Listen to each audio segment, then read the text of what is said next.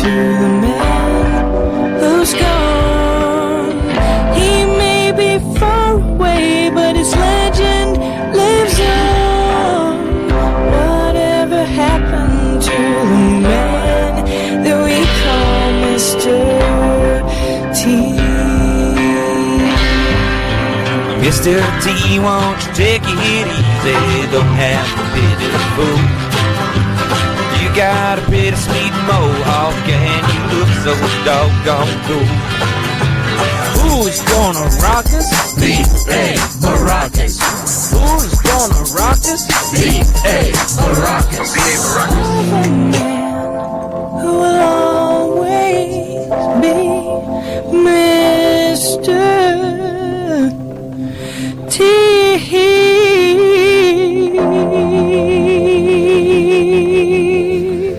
Quite extraordinary. Amazing selection. Steve, I am so, and I want to say to all the fans out there, believe me, from the bottom of my heart, I am so humbled and honored by that. I'm grateful, and I will promise you that I will do my best to never let you down. That means a lot to me. Well, thank you very much, Nate. It's been a huge thrill to meet you, sir. Thank you, Steve. Thank you. On digital, online. Sally, how does that fit into our Indian-themed show? Not even a little bit. What? You're... Oh dear!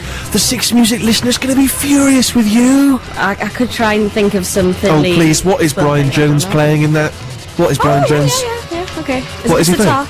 Yes, thank you very much. Kindly leave the premises of Six Music. Alright. Are they singing about the Taj Mahal that they didn't build? That Yes, they they were are. gonna paint black. They were talking about paying the regular Taj Mahal black. Yeah. Just to, with a prank. Typical Stones, what are they like? Yeah, KLF would have done it. Probably off their heads. Thank you very much indeed for tuning in. It's been an eclectic show, and it remains so. We've got sort of music with an Indian theme. We've got live session from alt country singer-songwriter M. Ward. We had an interview with Mr. T. It's nothing if not eclectic. It's ticking all the boxes. This show, it's not. It's difficult to put it all together. Yeah. Admittedly, a lot of people are saying, "How dare you interview T on a Six Music show?" It's all about the music, this programme. I think what a lot of us are forgetting is how influential T has been musically. I don't know if you remember that he did put out a rap album at the height of his fame. You may remember this one. Give it for the moan and the miserable groan from the pain that you felt when I was born.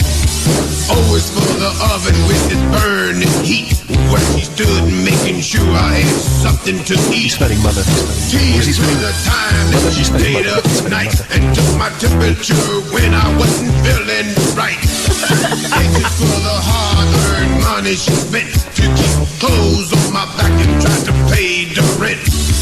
Ease every wrinkle I put on a face and every worry that I caused when I stayed out late. I was a massive T fan. I didn't actually pick up this album. Really? I don't know how many people did. I don't know if it's gone multi-platinum, but it's good to see that his mother-loving message he's taking into music. Yeah, absolutely. Mother, so treat her right. Mother, I'll always love her. My mother. So Quite treat bizarre her about right. the aggressiveness of his speech. It's true, and yeah. the heartwarming He's sentiment. very angry about expressing his love for his mother. Treat her right. Treat her right.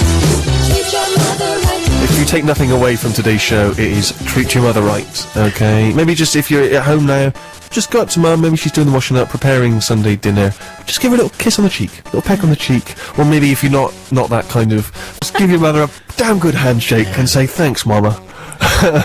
And do get in touch if you've just done that. I'd be interested to know what the reaction was.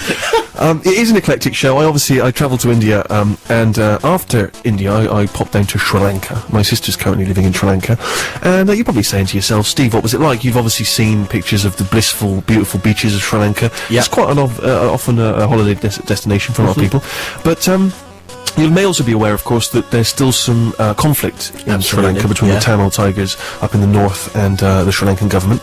And Friday, I get there on the Friday, pop for some food in a high-class joint. Something happens with the lights. A little bit weird. Pop outside. to watch the anti-aircraft gunfire. Oh, really? A lot of people thought it was a firework display to welcome me to the country. No! Anti-aircraft gunfire, aiming at two very cheap airplanes Yeah. filled with two kamikaze pilots who were trying to crash themselves into some government installations. I sort of foolishly, I didn't think I quite realised the enormity of what was happening. So I was sort of taking photos. Yeah, You yeah. know, oh, this is exciting. My sister's screaming, get indoors, get indoors. Got indoors. It reminded me a little bit of that scene at the end of Carry On Up the Khyber, when they're being attacked, you may recall, but they're still trying to finish their meal. Yeah, yeah. Particularly as I'd ordered tiramisu, I thought I'll be damned if I'm not going to eat it. Well, absolutely. And I I'll did. charge you for it. Well, traditional Sri Lankan cuisine.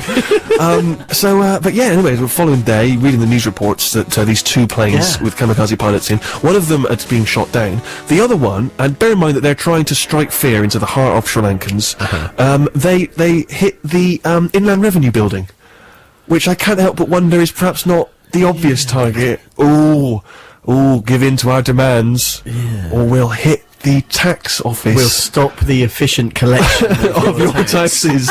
Oh, yeah, give in, or we'll kidnap some traffic wardens. Oh, we're going to bomb the estate agent school. Ooh. But it was nevertheless, it was a bit, I was shaken up. Yeah, I'm not going to pretty BS you. So, yes, be warned if you go, be very careful, be very cautious. Exciting though.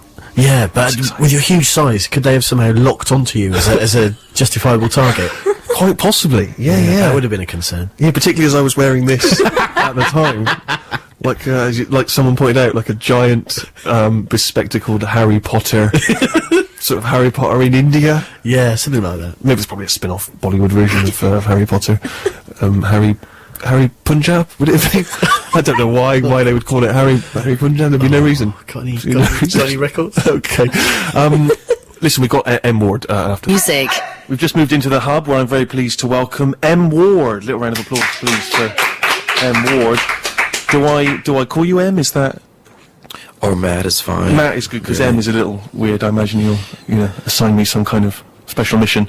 Well, it's an old nickname. Just M Ward was an old nickname that kind of stuck, and certain people, call me that. But you're more than welcome to call me either one. Thank you very much, Ian. Well, I'll call you Matt. That just seems to make more sense. A question. Well, I'll tell you what. No, I was going to ask you some questions, but I think what would be best, first off, if we can hear something from the new album, give people a sense of what you're all about in case they're foolish enough not to have heard you in the past. And then we can come back and have a chat. So what are you going to play for us first off? I'll do a song called Never Had Nobody Like You.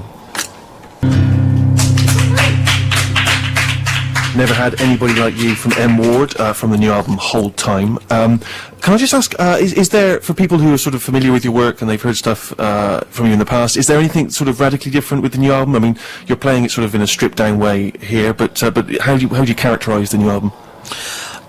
It's pretty similar to all the records I've made. There's definitely some key differences. Different cover? Some different covers, and a different cover. Sure. Some different songs. Yeah, great. But Same price or different? Probably a little cheaper. A little cheaper, okay, great. But I think I experimented a little bit more with different new instruments that I had never really experimented that much with, more orchestral instruments, I guess. And so does that sort of consequently mean that there's a slightly bigger sound, a sort of fuller sound, as it were?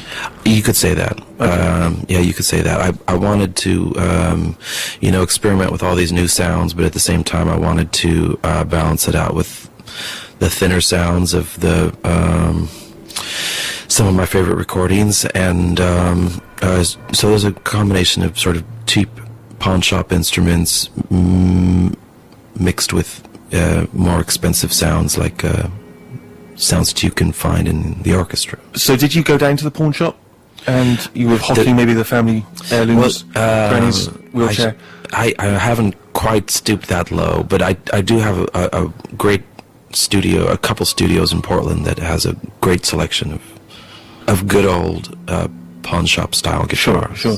Because I suppose, often when people write about you, they tend to sort of slot you into a kind of long tradition of sort of what you might term kind of American singer-songwriters and sort of folk troubadours. Is that sort of a lineage you're conscious of, or is that when you're trying to make your sound and create your sound, are you sort of conscious of that?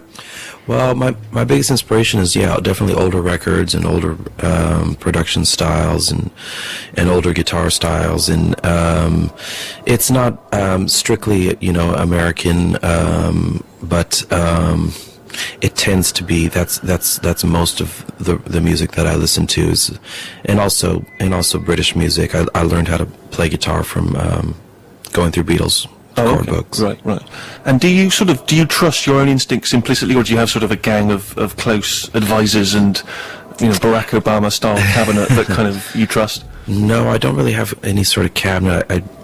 I pretty much let time go by, and that tells me what to edit out. Right. So I like to after I have a song or have a production, sit on it for a couple weeks, maybe a couple months, and if it still makes you feel something, then that's a sign to move forward with that.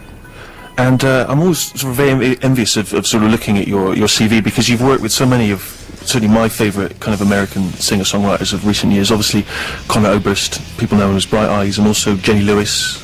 And did you co-produce her first album? Yeah. Which is just a tremendous record.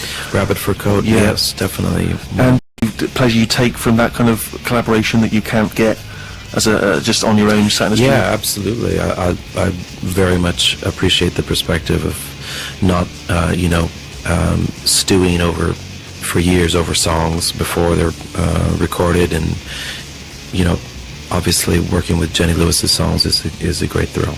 But people like that who've got a very distinctive sort of voice and style of their own, what do you bring as a producer? I mean, how does that collaboration work? Are you dictatorial? Is it just... I spend most of my time listening to the demos over and over again, and trying to find a way to listen to where the song wants to go, and trying to stay as transparent as possible. Well, you're going to play something else from the new album. What's the second tune going to be? It's going to be called 100 Million Years. Thank you very much. 100 Million Years from the new M. Ward album, Hold Time, and M. Ward's playing for us here and having a talk. One of the albums that we really enjoyed on the show last year, we played tracks from it a couple of times, was the one that you did with Zooey Deschanel, which was tremendous. How did that sort of come about? What was the origin of that? We were doing a film together. I was doing the music for a film called The Go-Getter, and she was one of the stars, and the director had the idea to put us in the studio together and record a Richard Thompson song. And it went really well, and she eventually sent me her demos, and I thought they were incredible, and so we decided to record a record, and I suggested coming to Portland and working with a lot of the same musicians that I recorded my post-war record with, and it went very, very quickly and really well, and it just became this project sort of overnight. But you hadn't known her beforehand? It wasn't sort of... I was familiar with her voice, right. But before that film project, no, I had never met her. And the sound there is quite distinct. I mean, there's an edge of sort of 60s sort of pop at times, and all sorts of... We grew up listening to a lot of the same music. We both grew up in Los Angeles area, listening to a lot of the same radio stations, and we both have a similar love for analog, and yeah, I couldn't be happier with how the record turned out. We're slowly working on Volume 2 in 2009. And that's likely to be... So we would like to see that this year, next Probably year? be out in 2010. Okay, well, we look forward to it. Thank you very much. And I was also going to ask you a little about sort of Portland, because there seems to be sort of such a kind of hub of musical activity there. Is there something about that town in particular that sort of that attracts musicians? That there's something about the vibe of the place? It's the cheapest city to live on the West Coast. Makes sense. So I think it sort of draws artists and creative folks. Sure, people who perhaps aren't seen, often bothering the, Super Bowl halftime show. Exactly. Sure. Exactly. Is it right that you were on one of those kind of American Vote tours with the Boss? I ask him because I'm an obsessive Boss fan. I was, as am I. Yeah, we tried to get John Kerry